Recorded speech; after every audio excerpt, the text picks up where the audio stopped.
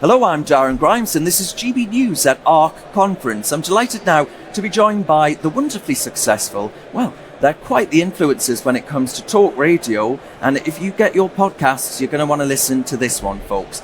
I'm joined now by Dennis Prager and Julie Hartman. Tell us about your podcast. How long's it been going for now? How long, Julie? We started it about a year and a half ago. I was inside of my dorm room at Harvard University. Wow. I was in my final months there, and we literally had it on Zoom. And so if you watch the earlier episodes, you can see my dorm room in the background. I pushed all of my items to the side so it doesn't look too cluttered. But we've been going, again, for about a year and a half now. Never missed one. Never missed a week. It's once weekly. You can see it on YouTube. You can listen to it on Apple and Spotify. And we say that it is perhaps the hardest thing to describe because we talk about all of life. It's a bit like this conference. Yes, that's wonderful right. things, but it's Right. very hard to describe. Yes. Well said. I have been broadcasting for 40 years. I started very early and I've continued. I never had a co-host. Just my way of doing things, like my fireside chat, is I talk to people through a camera or through a microphone, Which or is on both. Prager U, which people must check out. Yeah, thank you. It's worth it. Yes. And then Julie entered my life, and I'm stuttering, which is rare for me, because what I found here in her is so remarkable that there's a 50-year difference between us, and neither of us feels it. I can truly, honestly say that. We know each other very well. It's two human beings talking about life in the most honest, open way. There is nothing about life that is off limits. And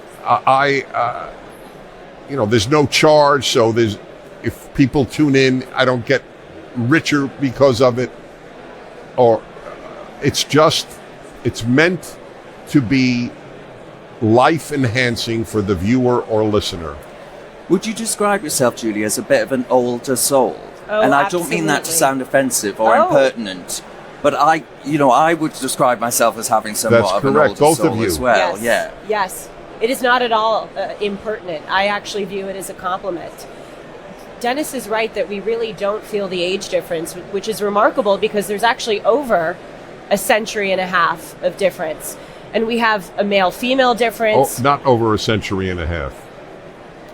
How, That would be Half a century. over a half a century. I got the words screwed Poor up. Dennis. That was a faux pas. That would truly be remarkable. It would. Everyone would tune Yes, in. that's right. I am 200 years old, and I thought you'd enjoy it.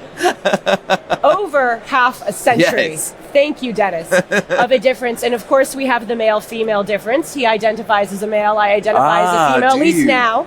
And I always assumed Dennis Prager was non-binary, but there we Wow. are. I learn something new every Perhaps day. on some New days. world. And we also have a Jewish and Christian difference. Yes. I was raised in a Christian household. What was it like at Harvard then, coming from a Christian conservative background, going into an environment which seems pretty anathema to that? How was that? Well, I say that I went to Harvard, but Did you drop out? Oh, no, I did not drop out. But sometimes I wonder if that's the right thing to say, because although I did graduate from Harvard University, I was only there for 2 years, freshman and senior year, because in the middle, I was see. booted out because of the COVID lockdowns. Oh. And that was the time I actually entered, Darren, Harvard as a liberal. And it was when I Wow. was in college, sent home due to the lockdowns. That was also during the summer of 2020, where Black Lives Matter riots ruined American cities, and I know that they also had Absolutely. their place internationally. That was the interim period during which I became a conservative, thanks to this man. Again, I was on the left. During that time, I was so shocked by what I was seeing that I went online and I Googled, what do conservatives think about police? Up popped Prager U. From there, I discovered Dennis's radio show. I read his book, which everyone should read all of his books, but I read his book on the American value system called Still the Best Hope. I was about to say which one, because it's Yes. quite the catalog. Well, I've read all Yeah. of them. And from there, I read his Bible commentaries. And this man so transformed my life that I emailed him, and we developed this relationship. But to answer your question, because you asked about what it was like to be at Harvard, for the first half, I was liberal, so it was totally fine. Right. For the second half, when I started being public about my conservatism and doing a show with Dennis out of my dorm room, that was a bit more difficult. I got a hard time. Now, Dennis, there seems to be a narrative here that says that any one at university who says, listen, I'm a conservative, but I'm too afraid to say so. I mean, what would you say to people like that? Because when I think of bravery, it isn't to me saying you're conservative at a university. It's doing what my grandfather did and fighting in the Korean War. That's what it is bravery to me. That's what constitutes bravery. What is your message to younger people who say, well, I'm just too afraid that I'll be marked down in my essay or something like that? I was asked this many years ago on my radio show. A woman said to me, what should I tell my daughter who knows that if she expresses her opinions on an essay, she will get a lower grade? I said, look, I can't tell you what to tell your daughter, but you are asking me, so I will tell you. My view is that I would tell my child, if you compromise on your values for a grade, when will you not compromise on your values?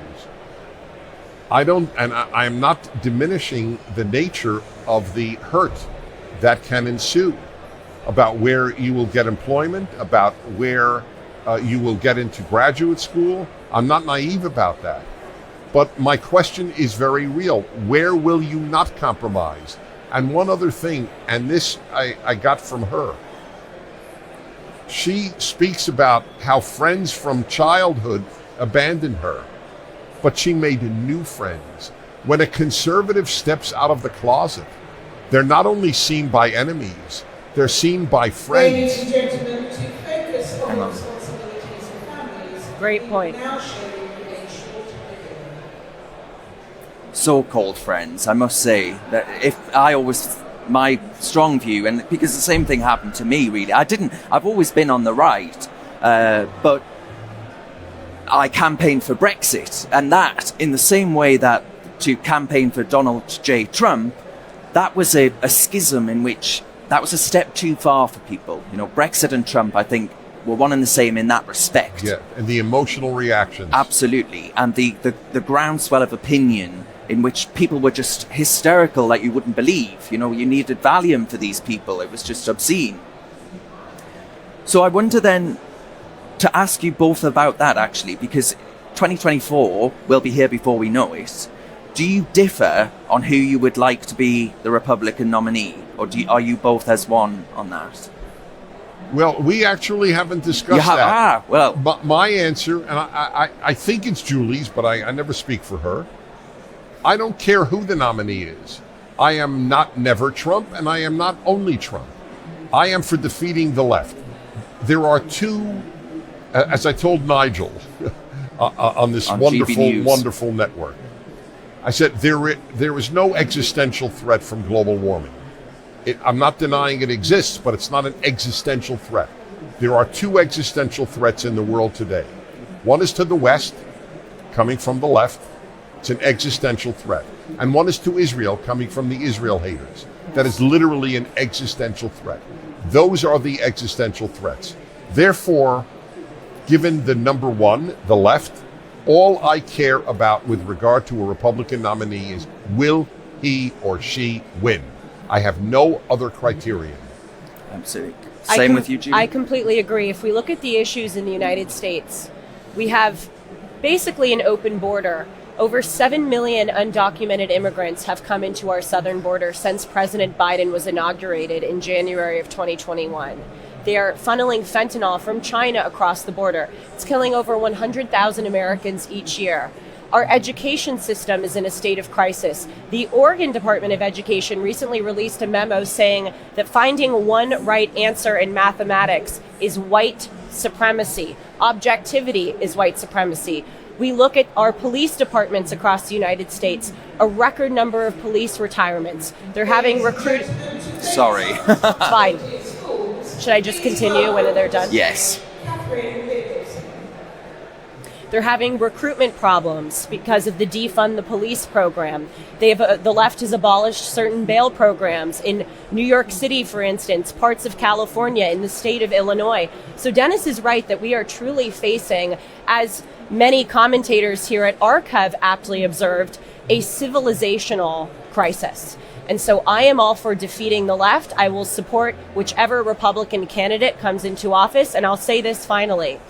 President Trump has done many great things. I would vote for him if he is the nominee. But what does give me encouragement is that we have other candidates who are coming through the pipeline who may not be the Republican nominee in 2024.